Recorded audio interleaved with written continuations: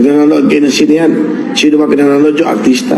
Tapos pag tumatakbo na kami at pag gusto namin magserbisyo, ayaw nyo?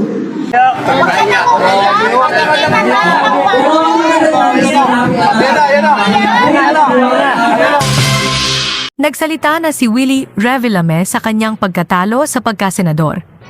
Ligwak at talunan, si Willie Revillame base sa resulta ng senatorial election 2025, kung saan nabigo siyang mapasama sa top 12 senador na nakakuha ng sapat na boto para maproklama ng COMELEC. Batay sa pinaka-latest na resulta ng 2025 senatorial election, ngayon araw ay pasok na sina Bongo, Bam Aquino, Bato de la Rosa, Erwin Tulfo, Kiko Pangilinan, Rodante Marcoleta, Ping Lacson, Tito Soto, Pia Cayetano, Camille Villar, Lito Lapid at Aimee Marcos.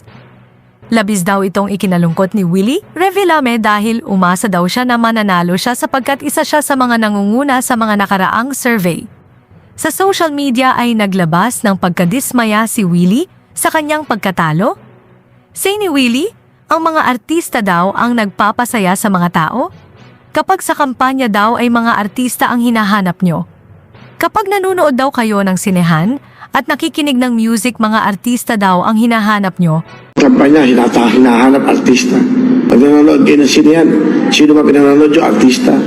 Pag nakikinig kayo ng music, sino ba pinakinggan kayo? Entertainer. Kaya bakit daw pag gusto na daw nilang pumasok sa politika, ayaw na daw ninyo? Tinawag ito ni Willie na nonsense.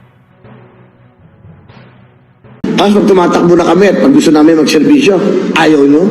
That's a lasa nonsense. I can't believe this, okay? That's a lasa nonsense, everyone. Kaugnay nito ay binuweltahan naman ng mga netizens si Willie.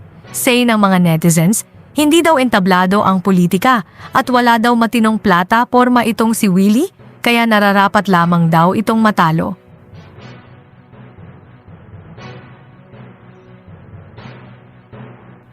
Samantala, humahagulgol naman sa iyak si Diwata matapos matalo ang kanyang vendor party list.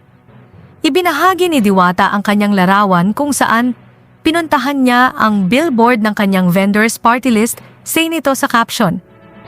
Dumaan at napahinto na lang ako sa billboard ko kanina at napaiyak.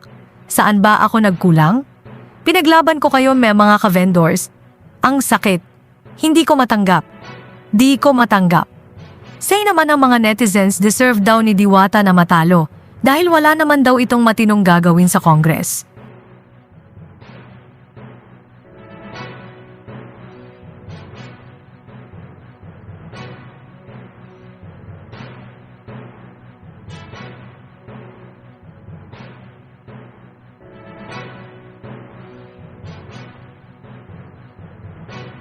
Yeah.